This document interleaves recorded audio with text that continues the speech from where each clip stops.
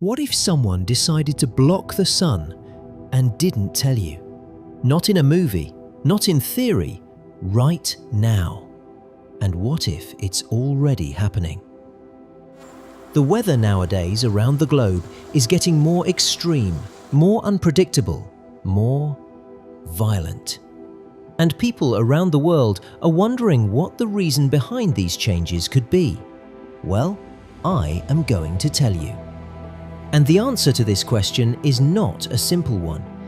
It all started in 2022, when people around the world started filming a strange phenomenon. Aircraft flying at unusual altitudes. Planes that looked like they were spraying something. The trails they left behind didn't fade like normal contrails. They spread for hours, merged together, and slowly covered the entire sky in a white ceiling. But nobody is explaining the reason behind these experiments. Why keep it secret? And who is behind these dangerous experiments? Experiments that could have terrible consequences.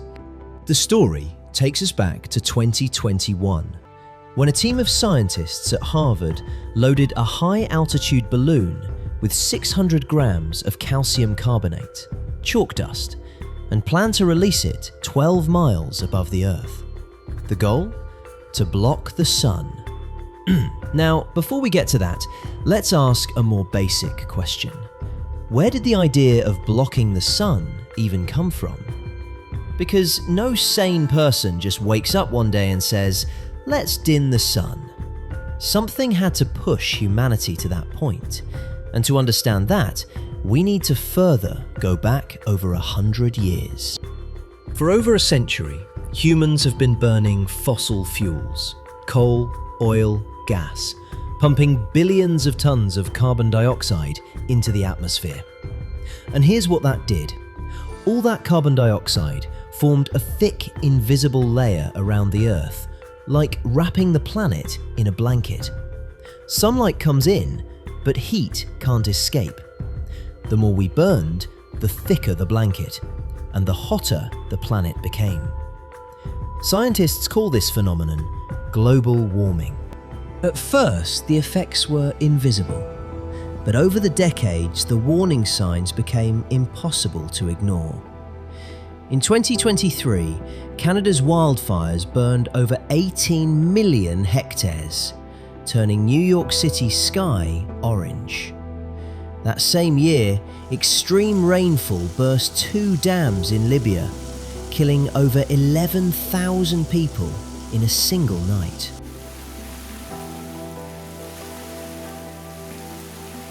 Every single year breaks the record of the year before it. But what does any of this have to do with blocking the sun? And is it even possible to scientifically block the entire sun? Interestingly, nature already answered that question. In 1991, Mount Pinatubo in the Philippines erupted, one of the biggest volcanic explosions of the 20th century. It blasted millions of tons of ash and sulfur dioxide straight into the upper atmosphere. And something incredible happened. All that material formed a thin, reflective shield around the entire planet. Sunlight bounced off it before it could reach the ground. And within months, global temperatures dropped by 0.5 degrees Celsius. The whole planet cooled down for 2 full years. Scientists looked at this and thought, what if we could do the same thing?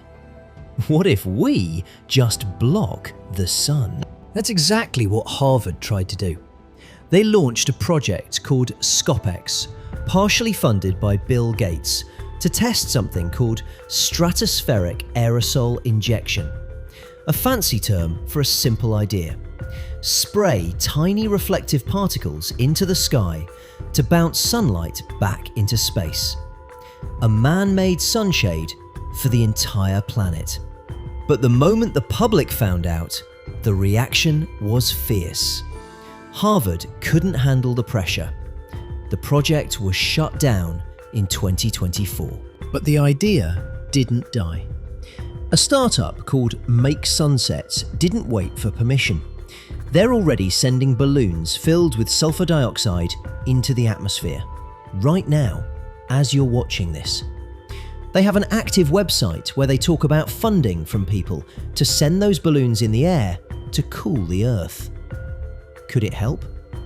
Maybe, in the short run, but the consequences of doing this on a scale, that's where things get terrifying. So let's imagine it. The climate crisis gets so bad that world leaders have no choice. They agree to block the sun, globally. Fleets of aircraft begin spraying millions of tons of reflective particles into the atmosphere. Every country, non-stop. And at first, it works.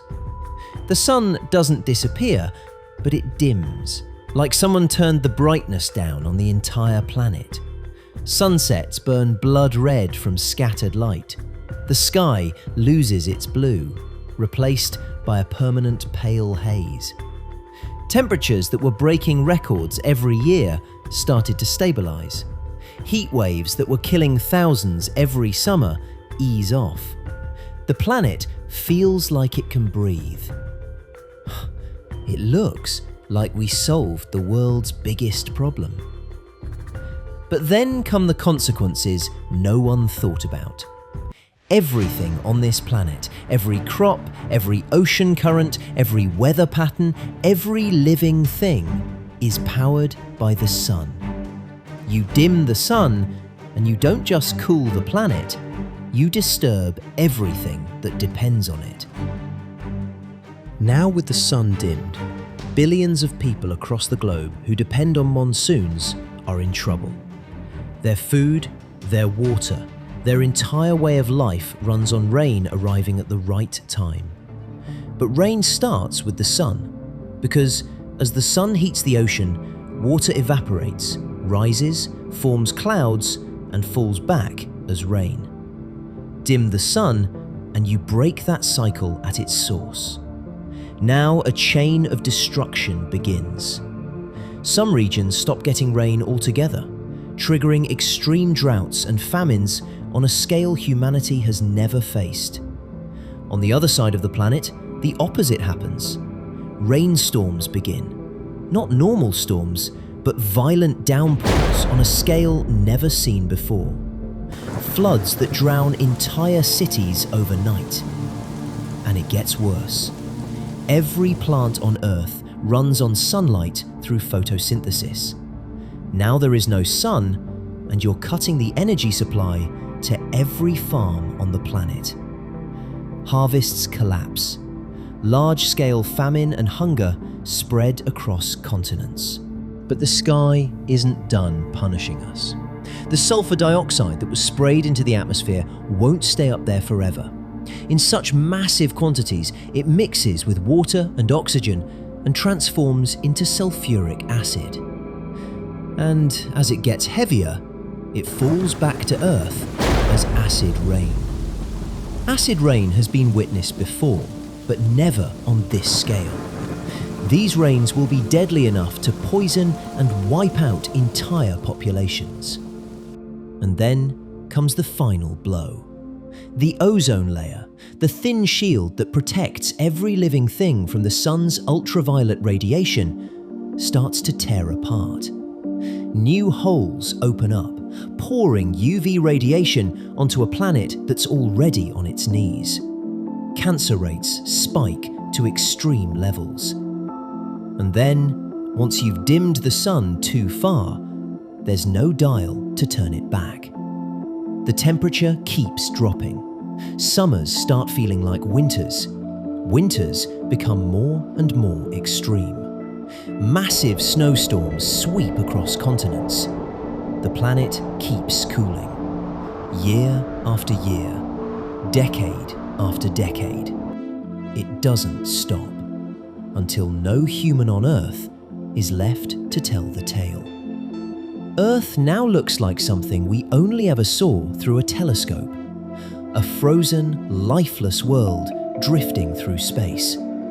a planet where nothing survives. And that makes us wonder, if humanity ever goes extinct, will it be the universe that kills us? Or will it be our own curiosity that finally goes one step too far?